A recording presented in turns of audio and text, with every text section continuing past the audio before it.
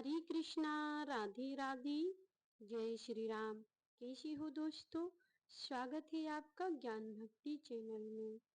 दोस्तों, श्राद्ध पक्ष में कौवे का क्या महत्व है? क्यों कौवे को भोजन कराया जाता है श्राद्ध पक्ष में?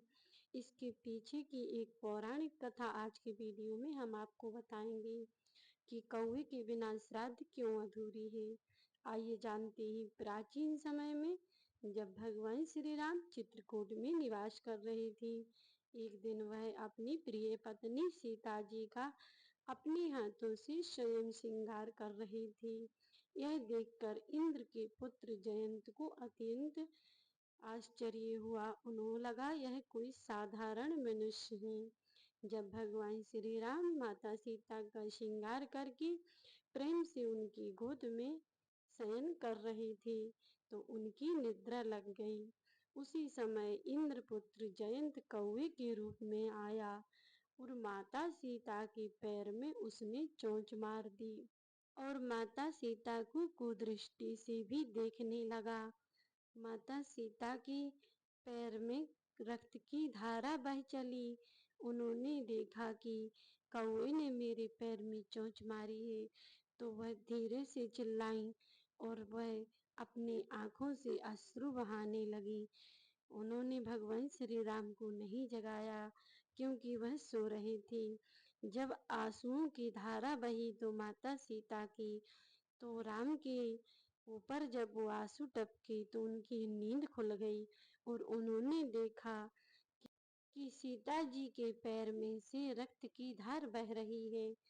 तब उनको अत्यंत क्रोध आया। भगवान श्री राम का स्वभाव जो शांत सरल और कोमल था, उस सरल स्वभाव में क्रोध उत्पन्न हो गया। उनका चेहरा क्रोध से लाल हो गया क्योंकि उनकी प्रिय पत्नी को कोई चोट पहुंचाए, यह तो वे बर्दाश्त ही नहीं कर सकती थी। जब भगवान श्री राम ने माता सीता से पूछा कि यह सब कैसे हुआ, माता सीता ने अपने कांपते हाथों से कौवे की ओर इशारा किया। कौवा जो उसी पास में ही एक पेड़ की डाल पर बैठ गया था, वह कौवा कोई साधारण नहीं था, इंद्र का पुत्र जयंत था, जिसने माँ सीता को कुदृष्टि से देखा और ईर्ष्या के वश उसने माता सीता के पैर में चोंच मार दी थी। जब भगवान श्री राम ने कौवा बने जयंत को देखा तो वह सब समझ गए और उन्होंने अत्यंत क्रोध आया। उन्होंने एक तिनका उठाकर उस तिनके को मंत्र पढ़कर और उस कौवा रूपी जयंत पर छोड़ दिया। वह तिनका एक ब्रह्म अस्त्र बन गया और जब कौवे के पीछे गया तो कौवा भागा। भागते हुए वह अपने पिताजी के इंद्र के पास पहुंचा। इंद्र अपनी स्वर्ग की सभा में विराजमान थे। अप्सराएं नाच गान कर रही थीं।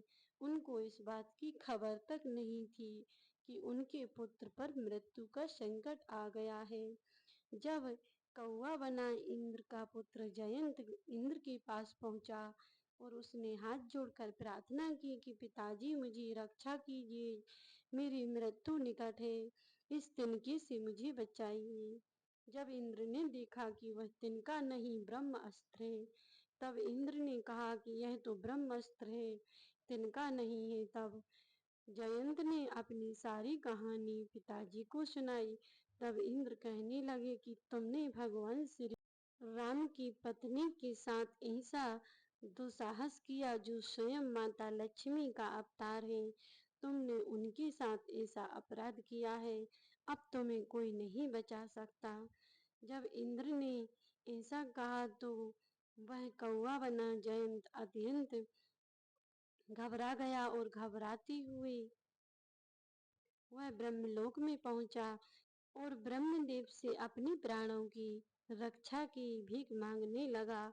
लेकिन ब्रह्मा जी ने कहा कि यह तिनका नहीं, यह ब्रह्मास्त्र नहीं, भगवान श्री राम का संकल्प है और इसे कोई नहीं मिट सकता है।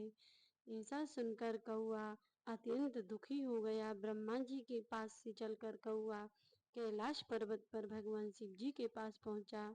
तब भगवान शिव जी ने कौवे से कहा कि जो राम ने अस्त्र छोड़ा है वह ब्रह्मास्त्र है, तो उसे कोई भी वापिस नहीं कर सकता और ना ही उसका सामना कोई कर सकता। तो कौवे से कहा कि देखो, मैं तुम्हारी कोई सहायता नहीं कर सकता, तुम्हें अब सिर्फ भगवान श्री राम की शरण में वापिस जाना हो, अन्यथा तुम्हारी कोई सहायता नहीं कर सकता और मैं भी तुम्हारी कोई मदद नहीं कर सकता। मैं सिर्फ तुम्हें एक यही सलाह दे सकता हूँ कि तुम वापिस प्रभु श्री राम की शरण में पहुंच जाओ। वह अत्यंत दयालु हैं, वो तुम्हें अवश्य माफ कर देंगे। जब जयंत ने भगवान शिव की ऐसी वाणी सुनी तो वह वापिस जहाँ से उड़ा था वहीं पर पहुंच गया और भगवान श्री राम के चरणों में जाकर गिर पड़ा और अपने असली रूप में प्रकट हो गया और कहने लगा, प्रभु मुझे माफ कर दो, मैं तुम्हारी प्रभुता को नहीं समझ पाया जो तुम नर लीला कर रहे थे, इसीलिए मैं साधारण मनुष्यों की भांति देखकर तुम्हारे लिए नहीं समझ पाया, तो कृपा कर प्रभु हमें माफ करिए, मुझसे बहुत बड़ा अपराध हो गया, मुझे क्षमा कीजिए। जब जयंत ने अनन्य प्रकार से विनय की तब माता सीता ने भगवान श्री राम से कहा कि प्रभु, यह आपकी शरण आया है और आपका प्रण है कि आप शरणागतों की रक्षा करते हो, इसीलिए आप इसको माफ कर दीजिए। जब माता सीता की अत्यंत कोमल वाणी भगवान श्री राम ने सुनी तो जयंत से कहा कि यह ब्रह्म अस्त्र जो मैंने छोड़ा है वह निष्फल तो नहीं जाएगा। मैं तुम्हें माफ कर रहा हूँ, लेकिन तुम्हें अपने शरीर का कोई एक अंग तो जरूर नष्ट करना पड़ेगा। बताओ तुम कौन सा अंग दे सकते हो। तब प्रभु श्री राम की वाणी सुनकर जयंत ने कहा कि प्रभु, मेरा सारा शरीर आपका है, आप जो चाहे ले सकते हो, लेकिन मैंने जिस आंखों से माँ सीता को कुदृष्टि से देखा था, आप उसी आंख को ले लीजिए। ऐसा सुनकर भगवान श्री राम ने ब्रह्मास्त्र जयंत की एक आंख पर छोड़ दिया, जिससे उसकी एक आंख फूट गई।